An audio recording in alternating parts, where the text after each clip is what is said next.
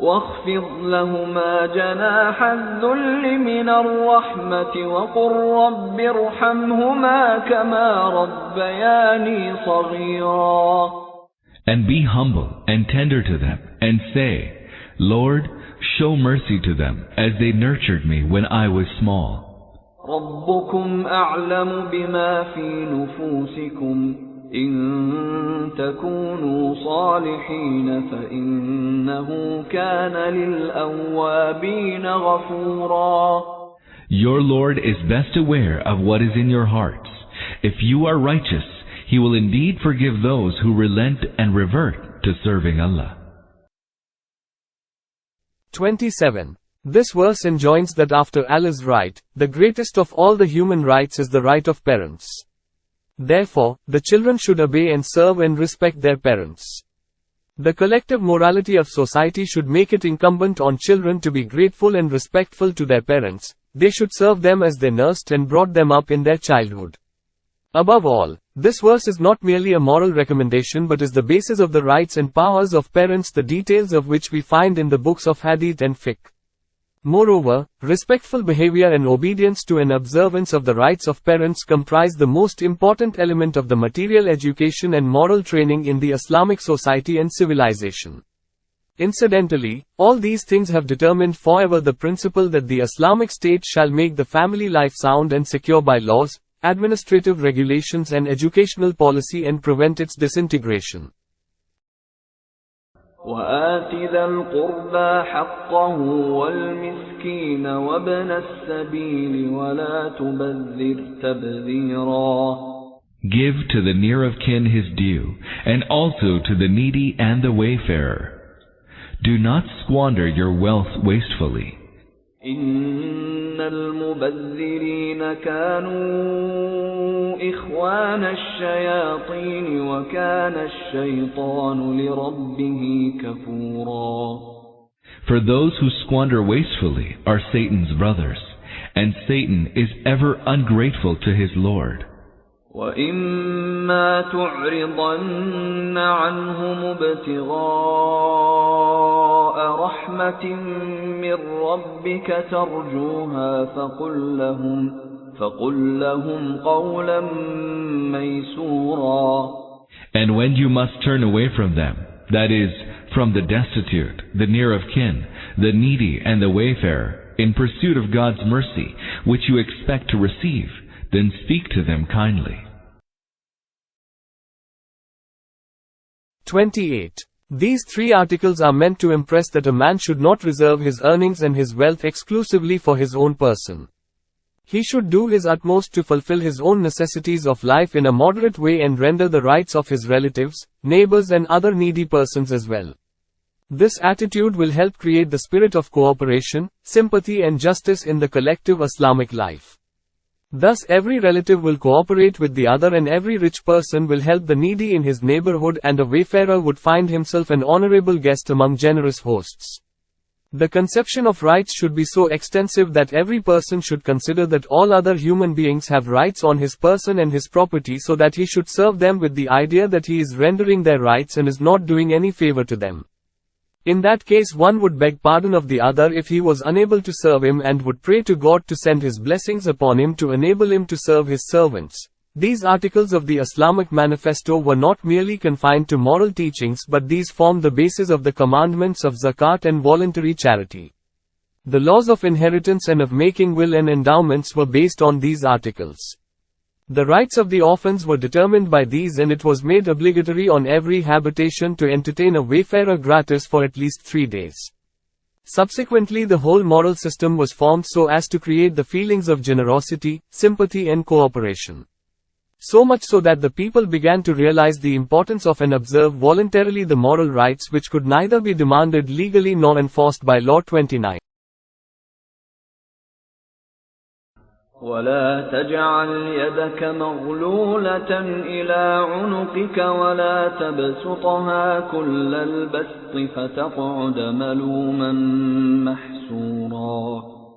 Do not keep your hand fastened to your neck, nor outspread it altogether outspread, for you will be left sitting rebuked, destitute. And do not keep your hand fastened to your neck, means, do not be parsimonious. Nor outspread it altogether widespread, means, do not be extravagant. The Quran desires the people to follow the golden mean, i.e., they should neither be so parsimonious as to prevent the circulation of wealth nor so extravagant as to destroy their own economy. On the contrary, they should learn to behave in a balanced manner so that they should spend money wherever it should be spent and refrain from becoming spendthrifts so as to involve themselves into trouble. As a matter of fact, it is ingratitude towards Allah's favor to spend money for the sake of show, luxury and sinful acts and similar things which are neither man's real necessities nor useful. Therefore, those people who spend money lavishly on such things as these are the brethren of Satan. These clauses too, are not merely meant to be moral instructions for individuals. They are intended to safeguard the Islamic society against extravagance by moral instruction, collective pressure and legal restrictions. Accordingly, in the Islamic state of Al-Madinah, practical steps were taken to safeguard the community against extravagance. First, many forms of extravagance and luxury were forbidden by law.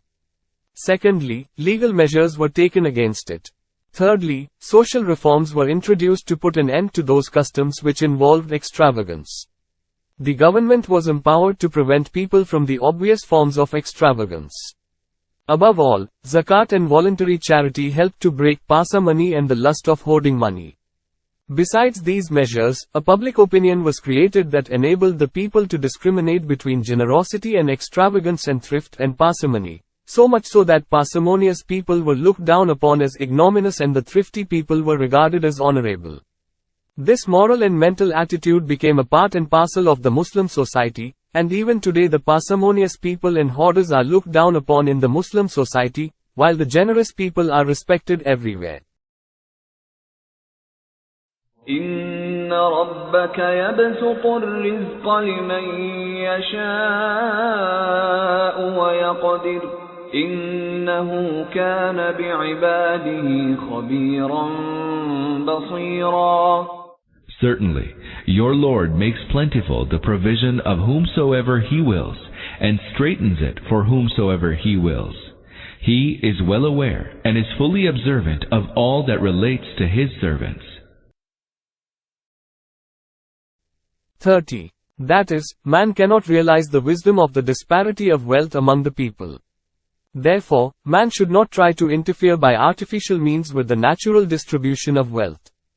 It is wrong to level down natural inequality or to aggravate it by artificial means so as to make it unjust. Both the extremes are wrong. The best economic system is that which is established on the divine way of the division of wealth. As a result of the realization of the wisdom of economic disparity, no such problems arose which might have made that disparity an evil in itself so as to demand the creation of a classless society. On the contrary, in the righteous society established at Al-Madinah on these divine principles which are akin to human nature, the economic differences were not artificially disturbed. But by means of moral and legal reforms these became the means of many moral, spiritual and cultural blessings and benefits instead of becoming the means of injustice. Thus, the wisdom of the disparity created by the Creator of the universe was practically demonstrated at Al-Madinah.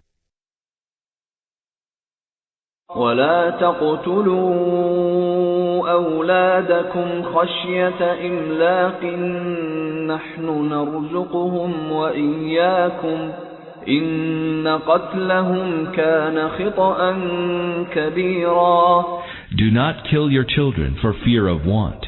We will provide for them and for you. Surely, killing them is a great sin. 31. This verse cuts at the very root of the movement of birth control, which has been going on from ancient times to our present age.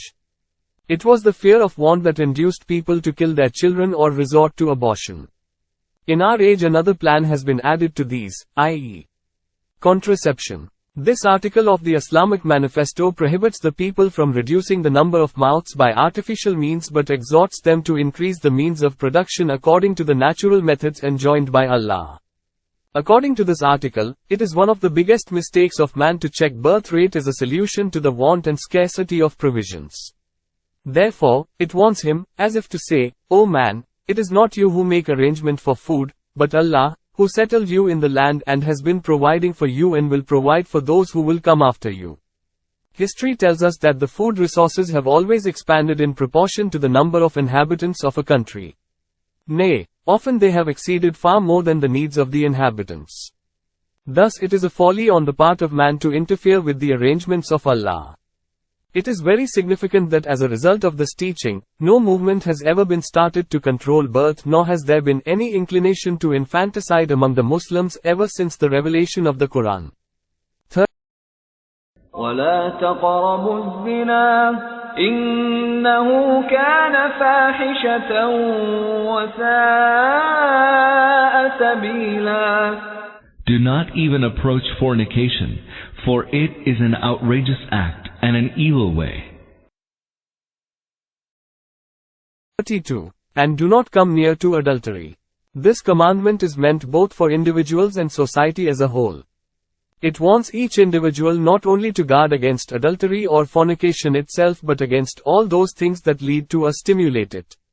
As regards to society as a whole, the commandment enjoins it to make such arrangements as prevent adultery and eradicate the means and stimulants that lead to adultery. Therefore, the society should employ all those legal and educative means that help develop such an environment as prevents and eradicates indecency. Finally, this article formed the basis of laws and regulations of the Islamic system of life. In order to fulfill its implications, adultery and false accusation of adultery were made criminal offenses. Regulations about hijab were promulgated. The publication of indecent materials was banned and drinking of intoxicants was made unlawful. Restrictions on music, dancing and pictures which are conducive to adultery were imposed.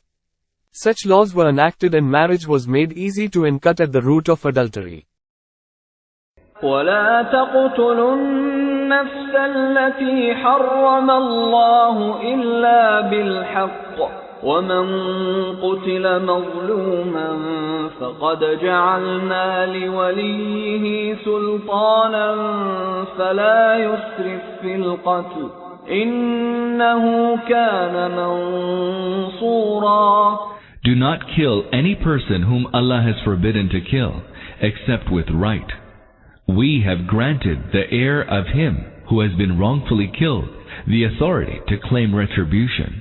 So let him not exceed in slaying, he shall be helped.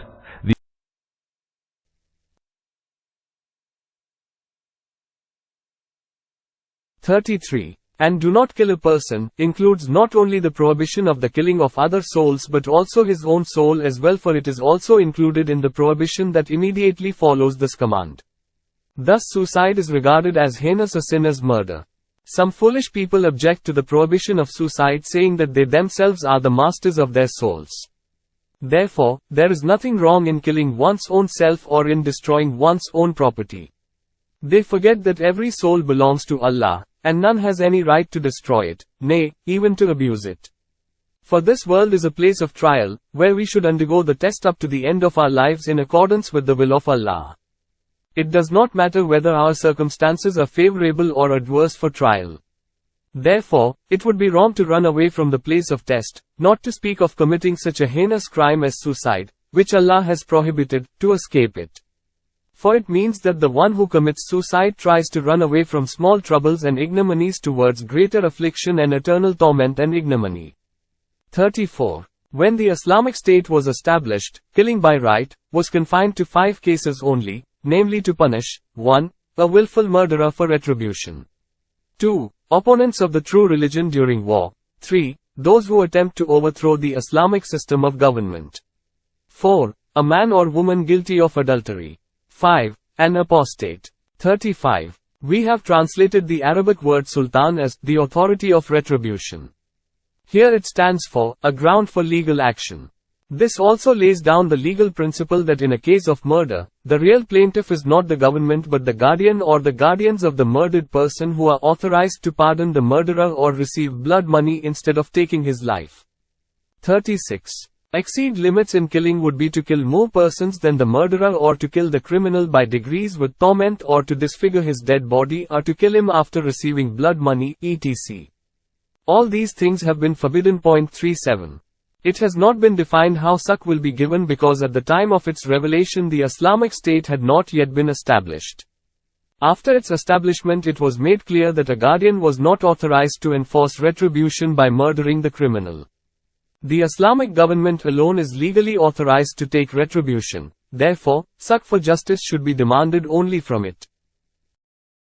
ولا تقربوا مال اليتيم إلا بالتي هي أحسن حتى يبلغ أشده وأوفوا بالعهد إن العهد كان مسؤولا. And do not even go near the property of the orphan, except that it be in the best manner, till he attains his maturity. And fulfill the covenant, for you will be called to account regarding the covenant.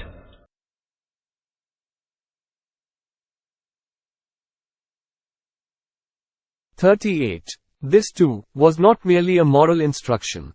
When the Islamic State was established, legal and administrative methods were adopted to safeguard the rights of orphans, the details of which are found in the literature of hadith and fiqh.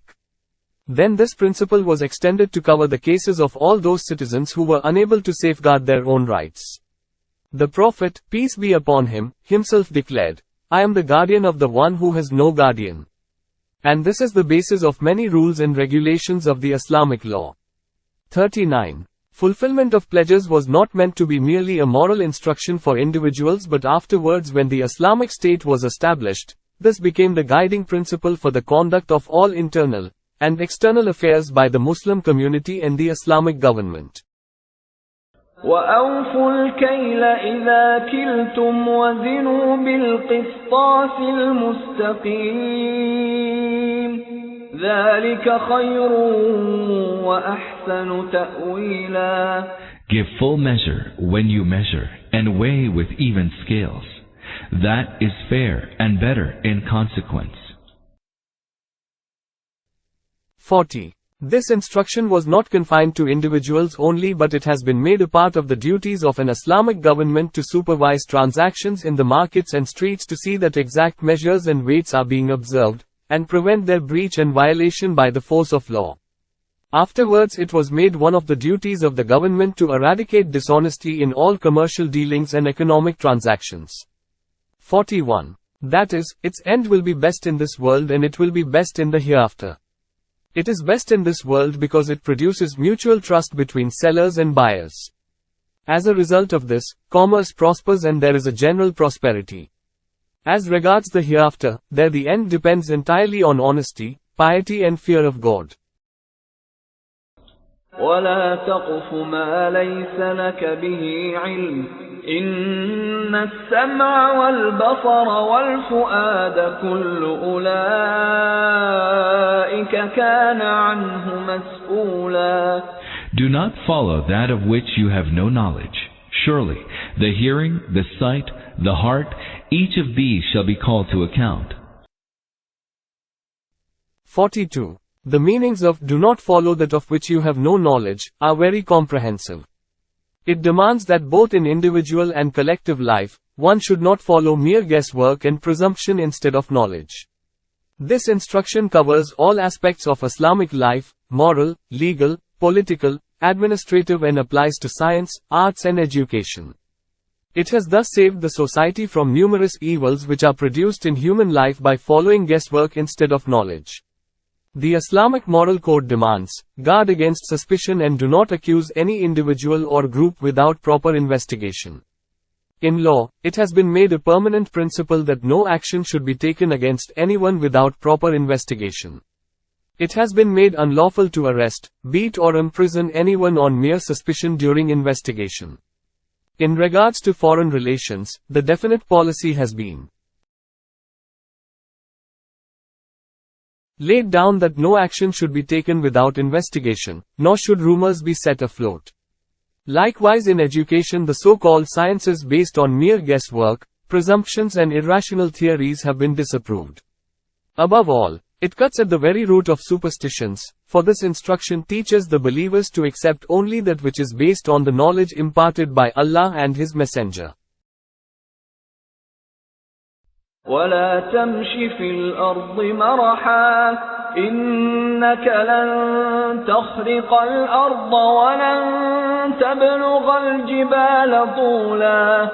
Do not strut about in the land arrogantly.